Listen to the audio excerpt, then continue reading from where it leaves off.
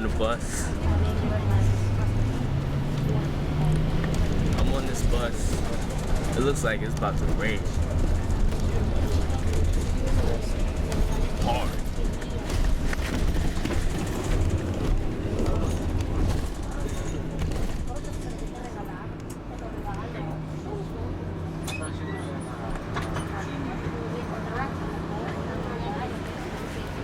Things I do for this documentary. It's crazy.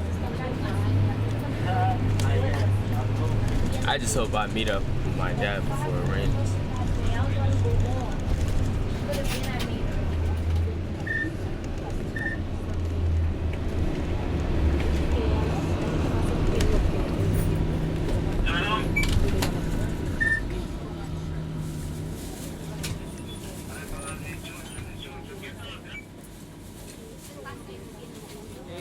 My name is Gershon Martel McKenzie. I have 5 children. My son Elijah is 16. My daughter Atiana is 14. My son Damien is 12. My son Gershon is 10. And my son Khalil is 7. Yeah, I try to reconnect with my children. My oldest son Elijah calls me at least once or twice a week just to know how I'm doing and let me know what he's doing. I try to talk to my daughter on Facebook. So, you know, like I try to communicate. Well, Gershon and Khalil, I have no communication with them. Well, due to the fact that their mother was found unfit. They're in the system right now in diapers to where they're being put up for adoption. My son Elijah had a different aspect, like a different mentality on it. He came back to me, and whatever we lost in the past, that's where it's at. We're building something new in the future. Now my daughter, on the other hand, Atiana, she feels my absence. She feels like I don't love her. And I try not to make her feel like that. I see that she doesn't understand why I'm not there. And she's not trying to comprehend the way I'm trying to explain it to her. And she has a younger brother, correct? Yes, she does, Damien. How did he feel when you tried to reconnect to him? Actually, he kind of rejected me. And, you know, I could understand that because him looking for a father figure, you know, I was a son myself looking for my father that never was there. So it's like a cycle repeating itself again because now I wasn't really there for him, just like my father wasn't there for me. I'm absent because there's things that I don't want my children to see. Like what?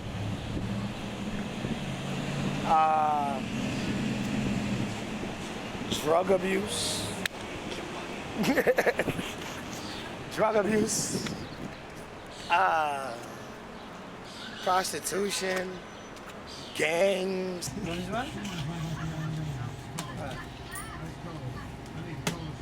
I know. I play a lot of games and my son's gonna be a filmmaker. He's trying to be a producer. Oh, really? Yeah.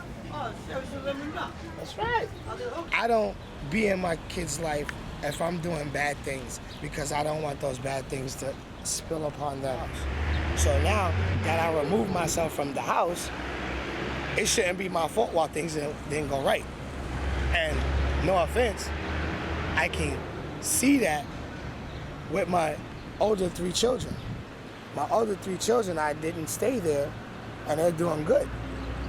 My younger 2 children, I stayed there, and they're doing bad because now they're in the system.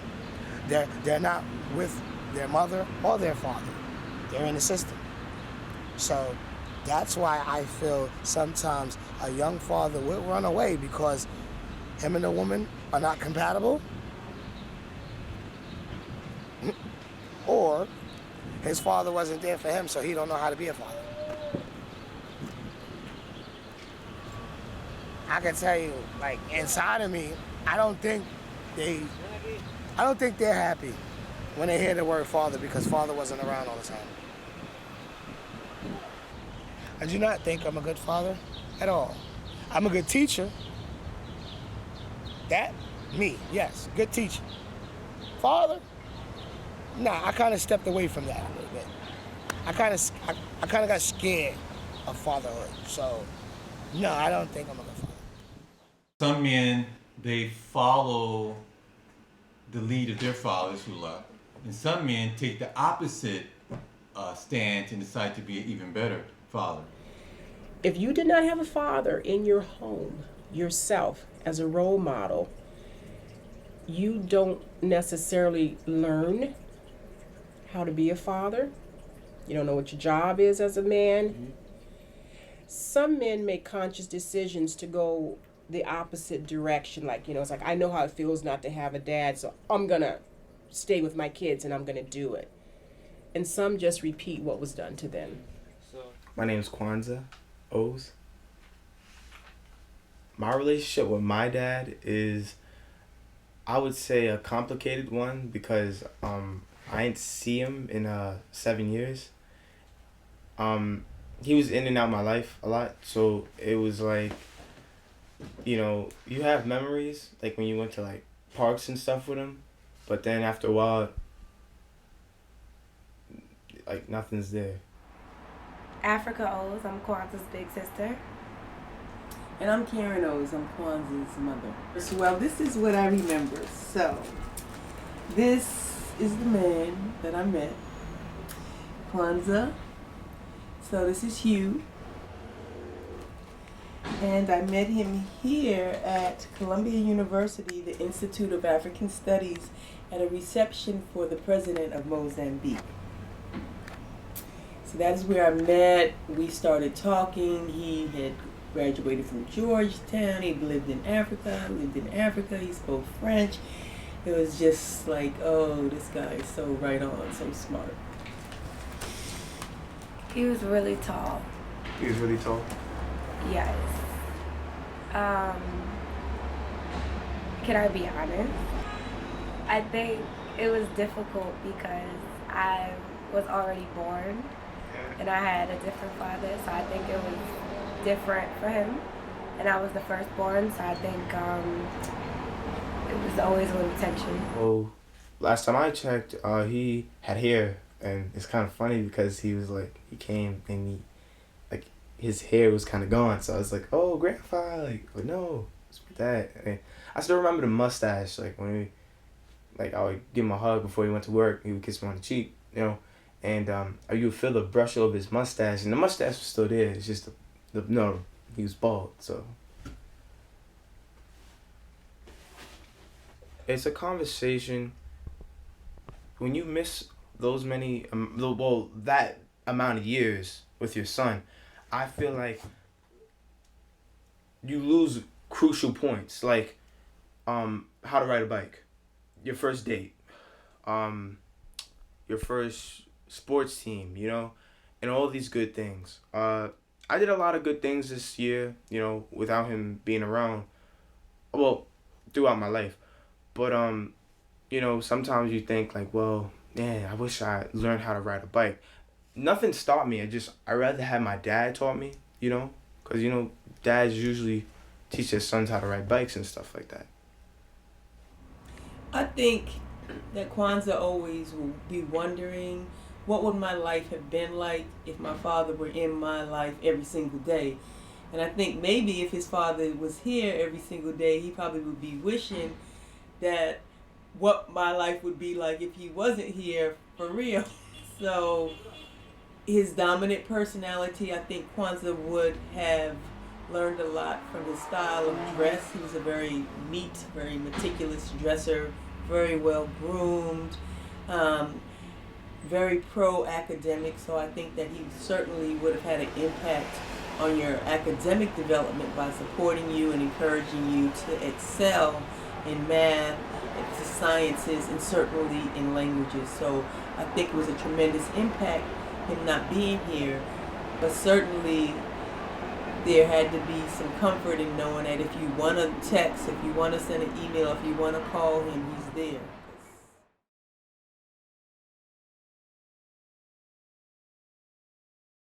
my mom gave me my dad's number, and I don't really know what I'm gonna say in the next few minutes, but I'm really looking forward to calling him, and it's a really big moment of my life.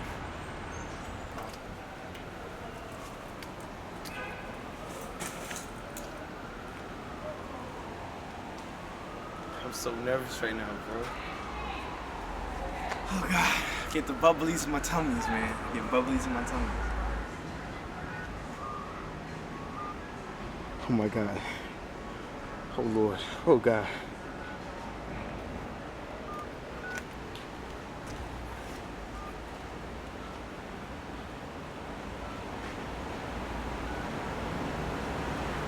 This is the full number, guys. Okay. I want to say thank you.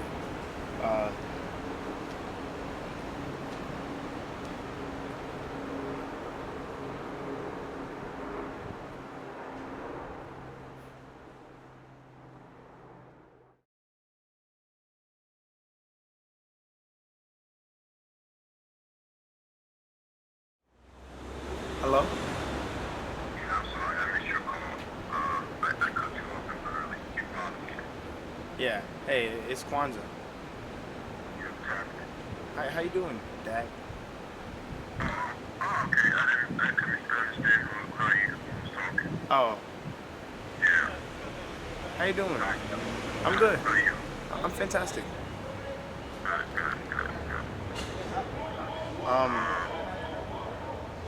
My mom, well, did Mom tell you about what I was trying to contact you about? Yeah, she did. She told me. You told me. Yeah. I wanted to know if I know because you're a stockbroker, I can't really ask you too many in detailed questions. No, it's not just that.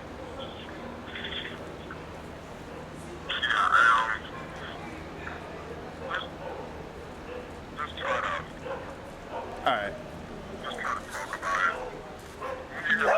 Oh God. Oh, it's for a documentary. I don't want to be part of any, documentary or anything. Oh, right now is not a good time.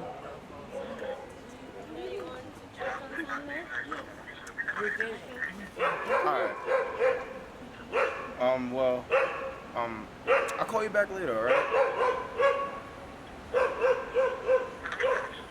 Huh? All right, cool. All right. Speak to you later.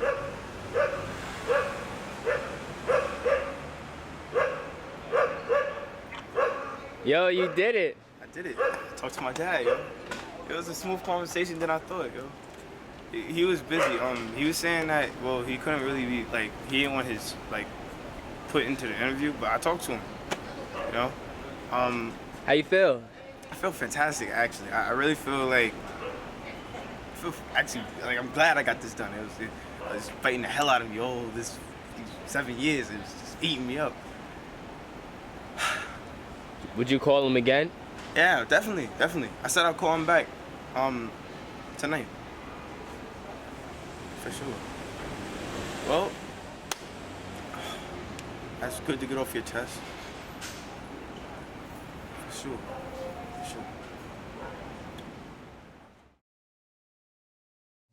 Fathers, recognize your worth. There are true perks to this path. Though the past may have left you stranded, abandoned to the concept of manhood, you can still do good. There are still small hands with big hearts waiting for your guidance, while grown men and women wait for you to break your silence. Your presence is vital. The word father is not just a title. It's compiled with you being the best you can be, allowing the greatness to flow right through your seeds.